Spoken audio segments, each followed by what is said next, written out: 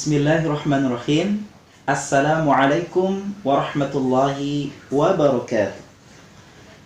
Apa kabar teman-teman semuanya? Salam sejahtera untuk kita semua dan salam sukses selalu.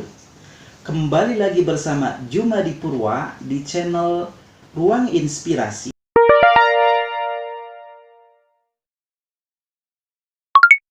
Yang tadi ya sebetulnya udah disampaikan semua sih, pada dasarnya memang sekolah penggerak itu bukan sekedar fisiknya Pak, justru yang besar kemarin kalau kita kan karena udah tingkat nasional ya, jadi Adiwiyata nasional, jadi kan ada beberapa tahap penyeleksian mulai dari provinsi gitu ya, kota, provinsi sampai nasional.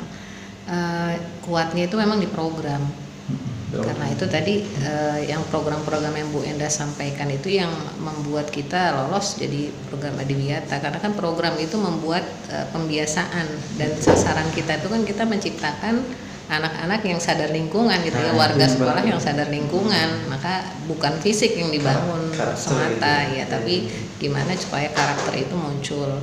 Yang kalau kesulitannya sih mungkin yang terbesar adalah peritil-peritilannya Bu Enda ya, kayak mengorganisir orang-orang kantin, orang-orang catering untuk tidak menggunakan kemasan, itu luar biasa gitu ya, mengumpulkan mereka, ada kontra, ada pro lah segala macam gitu ya, sampai akhirnya kita mendapati ketika program itu berjalan 1 bulan aja ternyata sampah kita itu berkurang tuh hampir 75% dari yang biasa kita produksi gitu, termasuk cukup berhasil ya.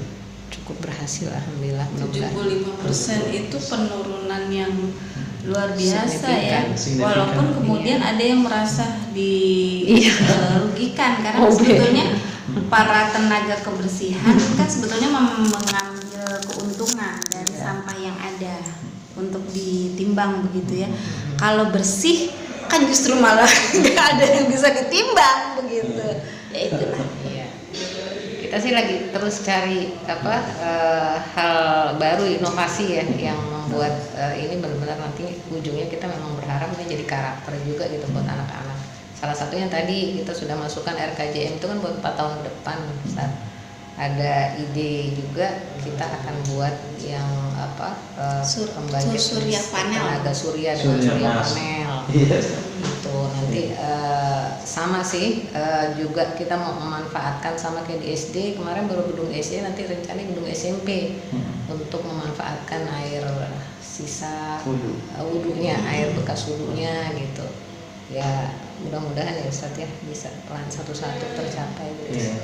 Terkait dengan kurikulum ya Bu ya, Bu Feni, saya melihat dari mulai tingkat toddler itu ya, TK itu ada penanaman nilai di situ. Artinya anak-anak dibiasakan pembiasaan menerapkan nilai-nilai Islami gitu. Sejauh mana nilai-nilai kurikulum itu yang diterapkan pada anak-anak, kira-kira program-program kurikulum seperti apa gitu yang menjadi unggulan dari untuk dunia anak-anak? Ya, berarti ini kaitannya dengan kurikulum khas kita ya. Khas kita, karena kalau kurikulum nasionalnya kan udah jelas ya, kalau kurikulum yang khas, jadi khas ya, tidak khas berarti.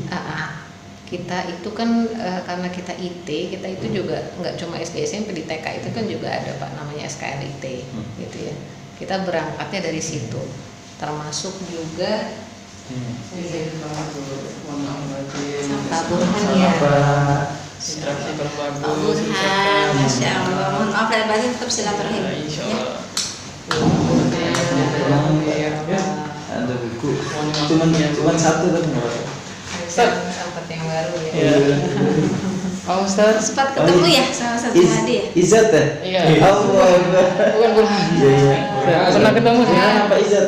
Burhan Bukan ini Burhan. Pak. Soalnya ditutup orang nggak. Anak juga. Bukan, ini Burhan, ini guru Ustaz, guru Quran. Anak lah. Oh iya. Salah. Iya. Kena Ustaz. Masya Allah. Masya Allah.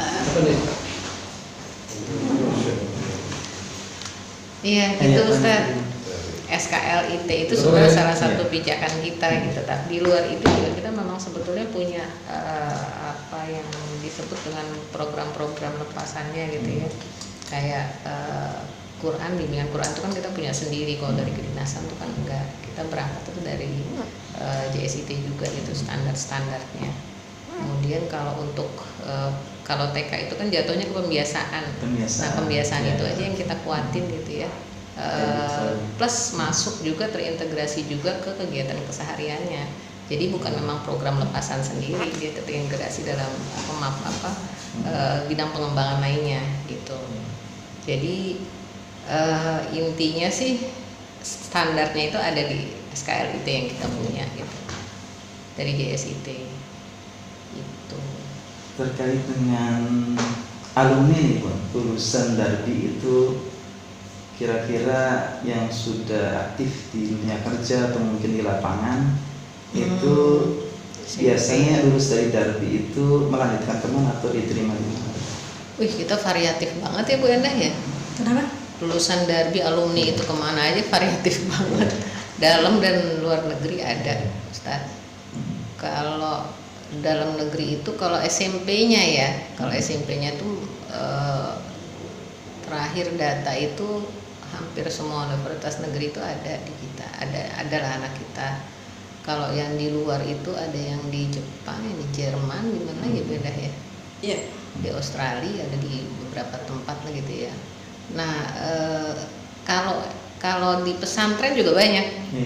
Pesantren juga banyak, tapi anak kita yang di beberapa pesantren juga ketika perguruan tinggi juga sebagian ada yang ke perguruan tinggi negeri gitu. Alumni kita sebetulnya kita kemana sempat buat juga ya Bu Enda ya, linking untuk bisa terhubung dengan para alumni ini, karena kita sudah mengadakan program juga beberapa yang melibatkan mereka untuk bisa jadi guru buat adik-adiknya gitu. Yang ini udah berjalan beberapa tahun sih Ustadz. Kayak di kelas 6 itu kemarin misalnya anak-anak kelas 6 itu kan udah prepare mau lulus ya. Biasanya di kelas 5-nya justru ada beberapa program yang mengundang kakak kelasnya bercerita, memotivasi mereka belajar gitu-gitu, intinya ke situ. Sama SMP juga seperti itu. Terkait dengan kurikulum dan pengembangan pendidikan kedepannya itu ada wacana atau keinginan nggak dari pihak Darul Abidin untuk menjadikan Darul Abidin ini memiliki kurikulum unggulan yang bertaraf internasional gitu Bu? Mungkin dengan menggunakan bahasa Inggrisnya atau kelas bahasa Arabnya yang istilahnya itu kedepannya itu pengajarannya menggunakan bahasa asing gitu. Ada keinginan nggak ke depan ke arah sana gitu ya?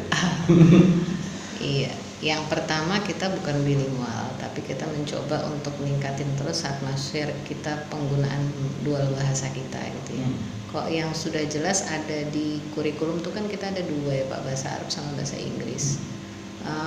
Untuk bahasa Arab jamnya ada sendiri, bahasa Inggris juga ada sendiri. Kemarin tuh waktu pandemi sempat hilang waktu itu ya, karena kan emang harus sederhanakan gitu ya. Tapi kemarin ketika tahun ajaran kemarin ini kita sudah masukkan lagi bahasa Inggris juga gitu sama bahasa Arabnya. Untuk menuju lebih aktif penggunaan bahasa agar bisa juga disebut sebagai sekolah yang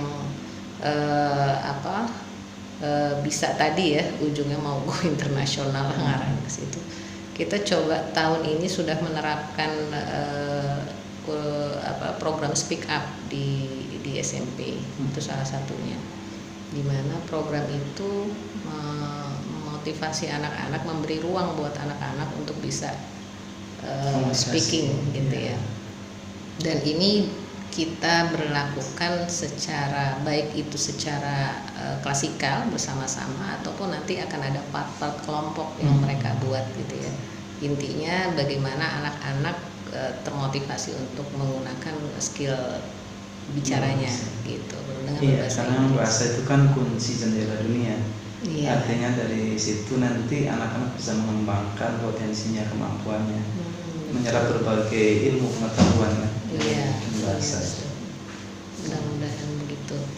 Harapannya seperti itu. Kalau di luar bahasa sih yang hubungannya sama membuka dengan dunia luar kita sudah coba juga ya Ustaz, selain memang tapi selama pandemi sempat terputus ya. Kita ada buka program perjalanan edukasi ke luar negeri, itu juga kita manfaatkan gitu ya. Kemudian kita juga ada program waktu itu ke kampung Inggris, jadi anak-anak menginap ke Pare. Oh, iya. Menginap ada 7 hari ya, seminggu atau 10 hari saya lupa waktu itu ya. Itu udah 2 kali kita lakukan gitu.